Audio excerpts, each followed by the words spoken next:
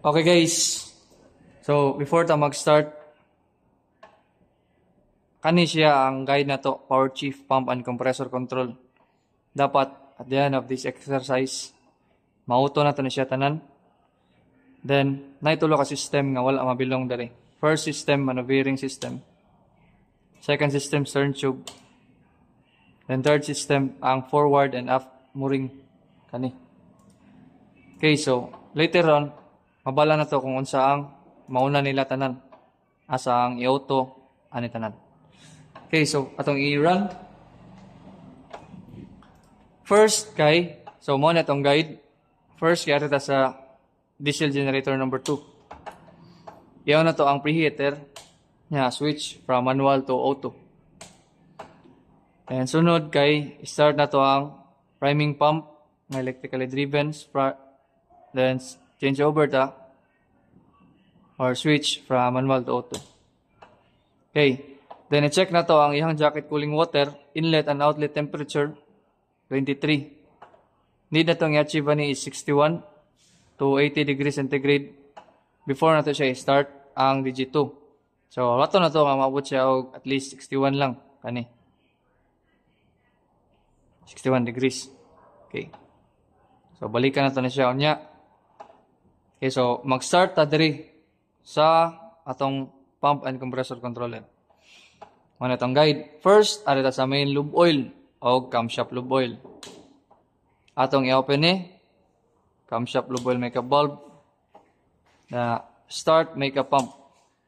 The next, kay start atong main pump 1 and camshaft lube oil pump.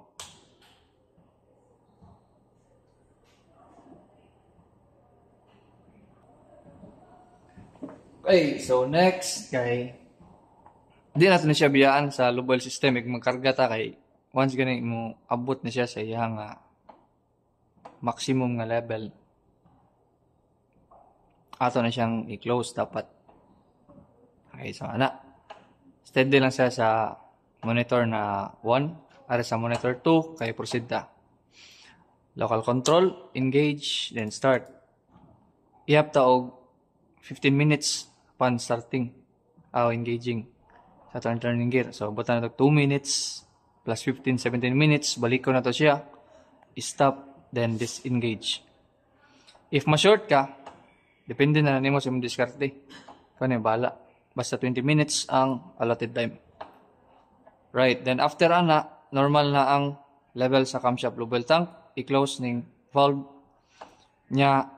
Always monitor sa lube oil sump tank level. Kay dili na siya pwede ma-drain. So, if ma-normal na siya, stop din nimo ang makeup pump. Okay, right. So, balik ta sa atong guide. So, good ta. So, main lube oil pump, na-start na nato siya ang 1 and 2. Main lube oil pump 1, camshaft lube oil pump 1 sad. Ito na siya ang i-remote. Manana, if musigan ang iyang indicator light ready, pwede na siya i-auto. The next kay sa fuel oil. Click lang ng 11. Then, before starting sa pump, dapat naka-open ang iyang valve, heater o supply valve. Then, pwede na nato i-start ang supply pump 1 and circulation pump 1. Manana, ikay i-remote na silang duha. Kanisan duha.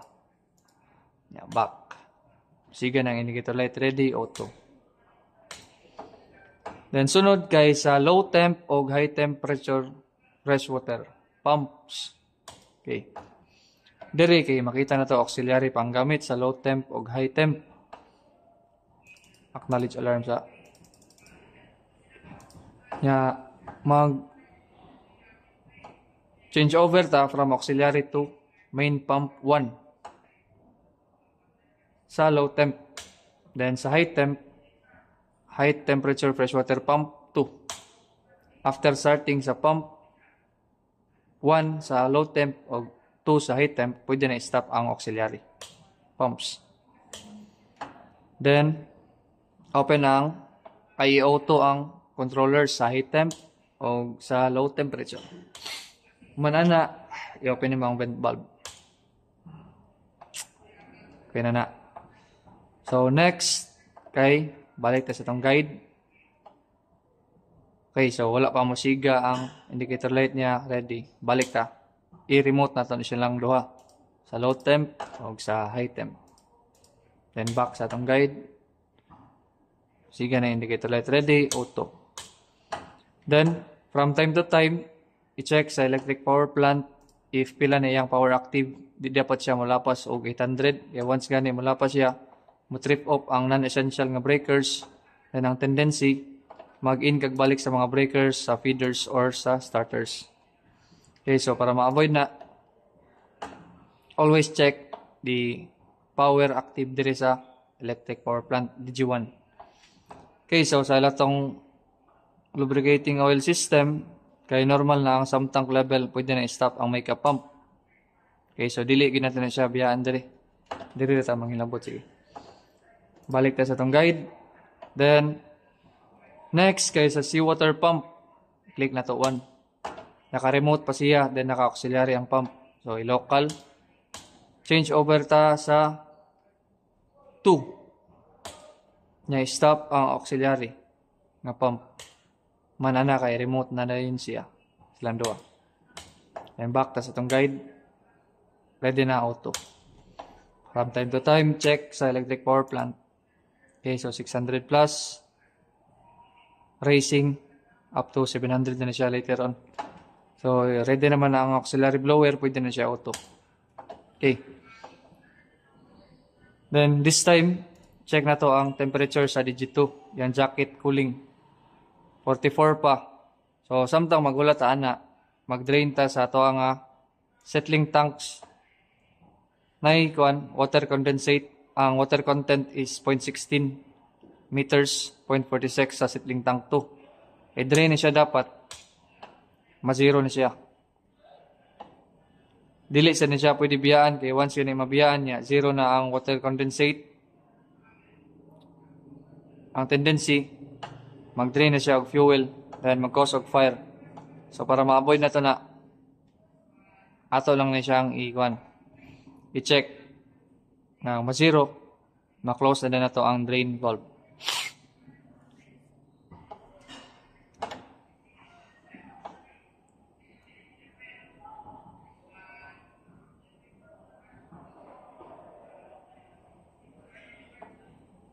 Kina-zero na sa settling tank 1, close drain valve. Settling tank 2 na lang.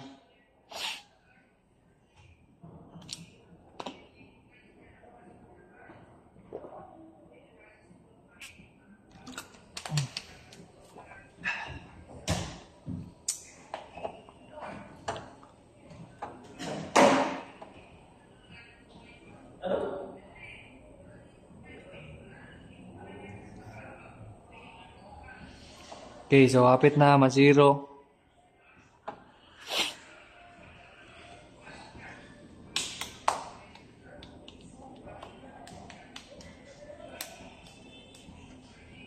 Then, always acknowledge alarm if na mga alarms need na siya nga i-rectify.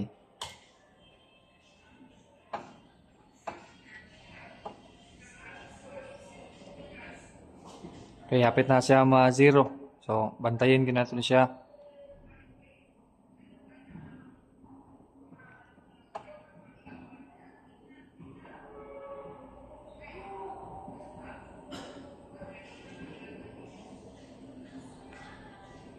Okay, humana na. Pa-zero na. I-close din ang drain valve.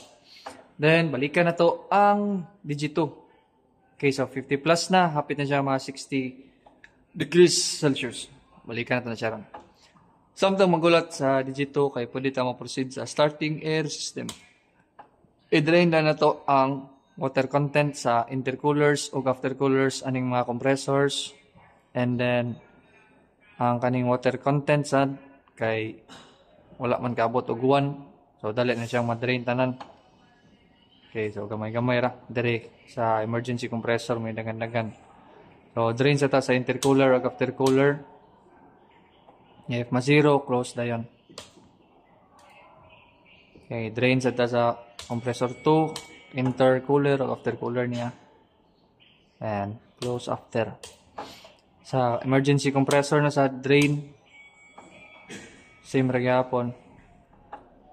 Then close after. Ayan, sunod kay sa ihanasad nga mga air tank or air reservoir. Drain. And close after. Drain. And close after. Nagmasad. Okay. And after ma-drain sa starting air system, arin sa service air system. Same ra gyapon, i-drain gyapon yung intercooler o aftercooler. Ya, filter dryer o kaning sa air tank niya. Okay. Na.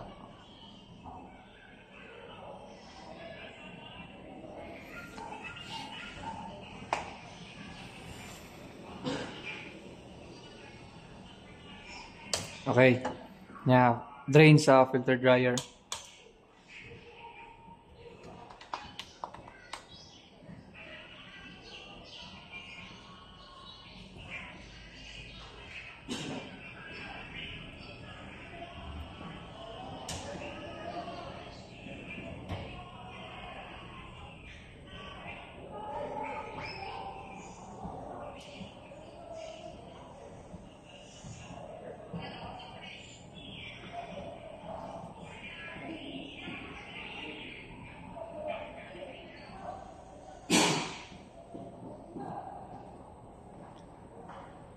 Okay, then laton rato siya nga ma-zero, close. Di na siya dapat biyahan kay para dili masayang ang pressure magi-compress atong compressor. Okay. Then human, check natin na balik ang Digi2. Okay, almost 60 na, hapit na siya ma-60.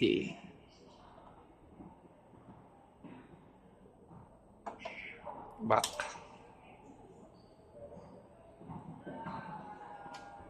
Mo na siya tong guide. Dapat ma-auto ni siya tanan. Yan na itulo ka box system, maneuvering system, stern tube, o sa mooring niya. Forward o aft. Kani. Okay, so balik ta. Digi2. 60 na. So, pwede na siya i-start. Okay, start ta. Sa engine control. Local, then start. Ato na to nga mo stable ang iyang RPM.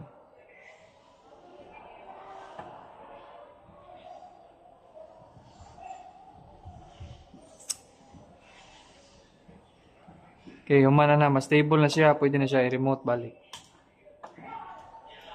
Synchronize ta sa atong generators dito sa electric power plant. Okay, so makita na to ang frequency sa Digi1, 59 pa. Digi2 kay wala. So, okay, so sa service air system, 0 na.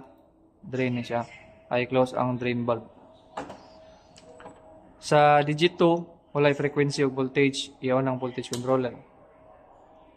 Then, sa synchronization, dapat both generators kay above 60 Hz sila. Then, slightly higher ang incoming generator, which is ang Digi2, ang incoming generator na to.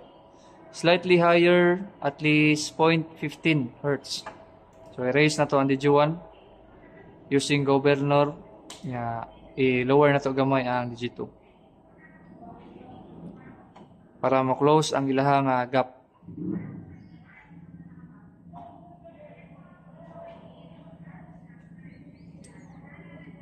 Okay, wato na to nga mo abot og 60 Hz ang kaning Digi1.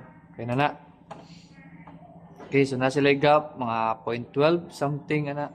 Pwede na to siya synchronize. Switch from Digi1 to Digi2. Ipusiga ning indicator light ready, connect.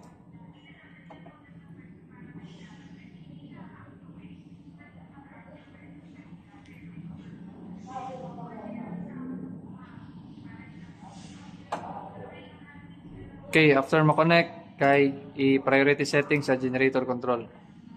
Prior 1, Digi1, prior 2, Digi2, auto. Okay, humana na kay proceed ta sa other systems. So, balik ta sa itong guide. Since nakaparallel na ang generator, pwede na ta mag-continue Check na to sa electric power plant. So, nag-sharing of loads na sila. Di na ta mabalaka nga mag-overload ang generators. Okay, so alita sa compressor una. Nanay existing nga pressure. Ang atong buhaton na lang kay remote ang pumps, ang compressors 1 and 2. Okay, then i-switch. I-press ang auto. Dali sa pump and compressor controller. Master ang compressor 1. Okay, then makita na to kay low pressure pa sa zero pang pressure sa maneuvering system. Yeah.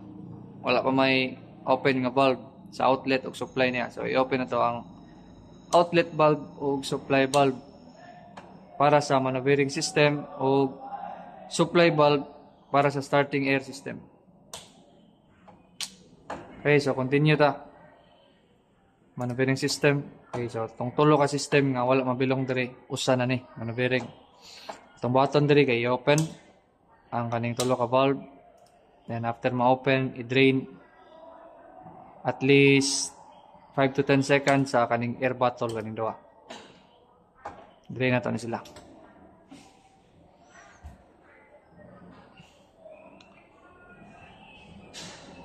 Okay, mga 10 seconds lang para sure nga mo score gid siya. Nya human na nag-drain, pwede na siya i-close ang kaning drain valve. Nya ikaduha ka system nga wala diri, stern tube. Sa stern tube, kay i-open na ning isolation nga valve. Then i-auto ang lube oil pump 1 and lube oil pump 2. Then last system ang forward ug aft nga winches. On lang nimo ang main supply, then start hydraulic pumps 1 to 4. Yeah, page down, main supply, start hydraulic pump 1 to 4. Okay na. So, secured na ang tulak system nga wala mabilong diri sa power chief. This time kay atong i-testing ang steering gear. Acknowledge ang alarm. Okay. Testing na ito ng steering gear. Ato lang sang i-disengage daan ang sa main engine local control before tamo testing diri. Kaya since 17 minutes naman, pwede na siya ma-disengage. So stop, then disengage. Okay, so testing ta. Sa pag-testing kay i-close ang bypass nga valve 1 and 2. Then i-manually start ang pump. Then hard port testing.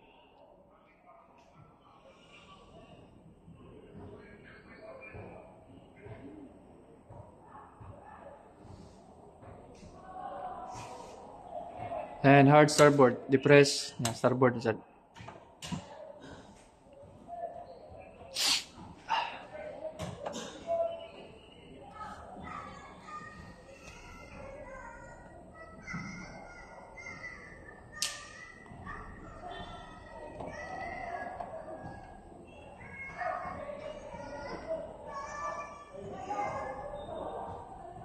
Okay, humana na, i-depress niya. I-switch ang pumps to remote. Rudder control kay remote sad. Nya back to guide na to. Ready na ang indicator light auto. Okay, so pwede na ta mag slow turn or blow off. Okay. Slow turn. Nya okay na. So makita nimo iya nga firing order sa atong cylinders. If maka-circulate na sila, maka-blow off na siya anita ng cylinder 1 to 5, pwede na nato siya i-depress ang kaning slow turn. Okay, humana na, i-close na ang indicator cocks 1 to 5. Close. Close. Close. 4 na sad. Close niya. 5. Close. Okay, so close na ang indicator cocks. Testing ta sa main engine na to. First test kay dead slow. Acknowledge alarm. Yan, bring back to stop position. if na actual RPM nga mo indicate. Okay, na actual RPM niya. Dead slow as turn. If na actual RPM, back to stop position. Then after testing, transfer ang responsibility to bridge. Then ang bridge kay mo acknowledge. Double check if na kay wala ma-auto. Nya katong tulo ka system. Ano bearing, stern tube, and mooring. Oh, so goods na. Okay, so time na. Then if mas paspas ang inyohang pag-simulate na pa may remaining time, pwede ninyo i-check balik ang settling tanks, double check nimo nga close ang drain valve. Then sa starting air system, i-check nimo if naabay kaning water condensate, for example parehaan ni. So mo na ipang drain if na pa may remaining nga time sa starting air o sa service air. Okay, so mora to ang last.